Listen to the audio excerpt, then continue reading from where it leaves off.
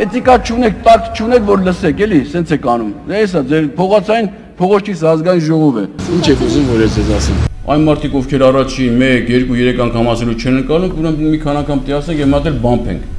Քաղաքական նոստալգիա, հիշողության թարմացում կամ կարճ ծանոթություն։ Նախկին վարչապետ, ազգային ժողովի նախկին նախագահ, գործարար Հովիկ Աբրահամյանը ձերբակալվել է ժամեր առաջ։ 1995 թվականից 37 տարեկանից քաղաքականությամբ է զբաղվում Աբրահամյանը, բայց մինչ այդ եւ դրանից հետո սիրում էր հող մշակել։ Ես հողագործությամբ եմ զբաղվել այն ժամանակ, երբ որ թույլատրվել է եւ դա իմ պաշտոնների ընթացքում որ եղել եմ կառավարություն, ազգային ժողովի նախագահ,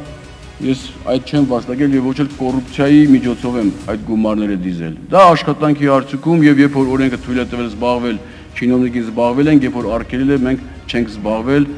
Օրենքը թույլ էր տվել Հովիկ Աբրահամյանին հանրապետական կուսակցության շարքերում հայտնվել եւ մի շարք պաշտոններ զբաղեցնել։ 2000 թվականից սկսած 8 տարի տարածքային կառավարման նախարար էր։ Դրանից հետո մի քանի ամիս զբաղեցրել է փոխվարչապետի պաշտոնը։ Նույն թվականին 2008-ին նախագահի աշխատակազմի ղեկավար էր։ 2018-ից 11 եւ 2012-ից 14 թվականներին Հայաստանի ազգային ժողովի նախագահն էր։ Վերջին պաշտոնը վարչապետինն էր։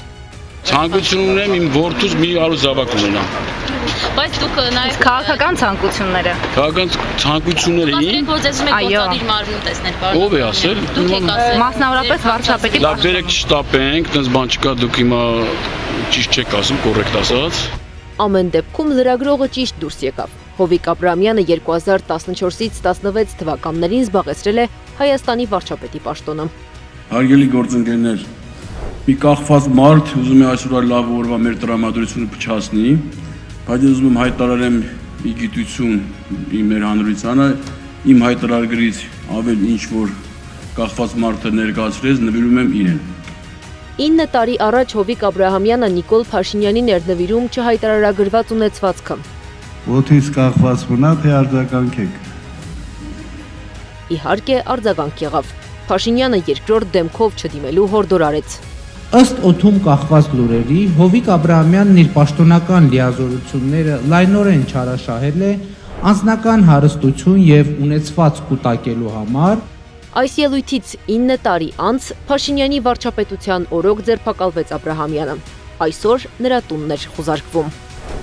2016 թվականի սեպտեմբերին Աբրահամյանը վարչապետի պաշտոնից հրաժարական տվեց տնտեսական ճնշումների եւ ներքաղաքական լարվածության ֆոնին։ Ես որոշել եմ հրաժարական տալ եւ նոր կառավարություն ձևավորելու հնարավորություն ընձեռել հանրապետության նախագահին։ Աբրահամյանը հրաժարական էր տվել, որ իր խոսքով հասարակությանն ու կառավարությանը միավորեն նոր մոտեցումներով ու նոր դեմքերով։ Շատ չանցած 2017 թվականի հունվարին Աբրահամյանը հայտարարեց ՀՀԿ-ից դուրս գալու եւ քաղաքական ակտիվությունից հեռանալու որոշման մասին։ Այդ ֆոնին կուսակցական ժողովներից մեկում Սերժ Սարգսյանը զգուշացնում էր մայր գետից հեռացող առվակների չորանալու մասին։ Մայր գետերը, լայն գետերը առաջընթաց են ապահովում իրենց հոսքի ողջ երկայնքով։ Կյանք են տալիս, հաց են տալիս, ջուր են տալիս։ Եվ այն առվակները, որոնք պոկվում են մայր գետից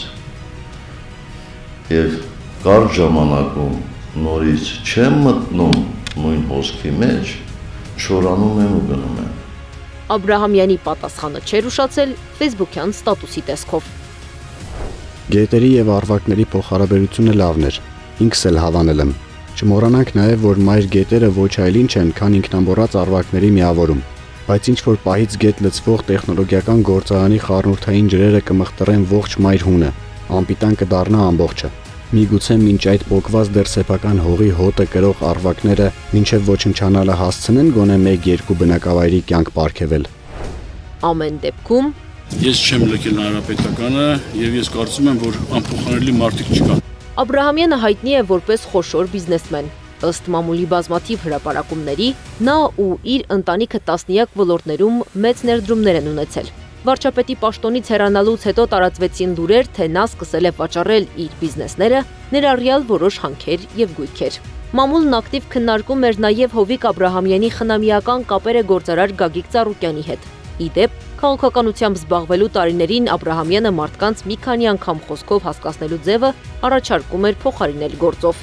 Այն մարդիկ, ովքեր առաջին 1, 2, 3 անգամ ասելու չեն ընկալում, ուրեմն մի քանի անգամ տիասեք եւ մատել բամփենք։ Հովիկ Աբրահամյանի անվան կողքից անմասն է հաղթանակի զբոսայգու դիմաց գտնվող շքեղ առանձնատանը վերաբերող գործարքները։ Ազգային ժողովին նմանվող ճարտարապետություն ունեցող տունը նախկին պաշտոնյայի որդուն Արգամ Աբրահամյանին էր պատկանում։ 2022-ին տունը վաճառել էր արդեն հայտնի գործարար Նարեկ Նալբանդյանի կնոջը Լիլիթ Պետրոսյանին։ Ըստ Civilnet-ի գործարքի գինը 2.5 միլիարդ դրամ էր։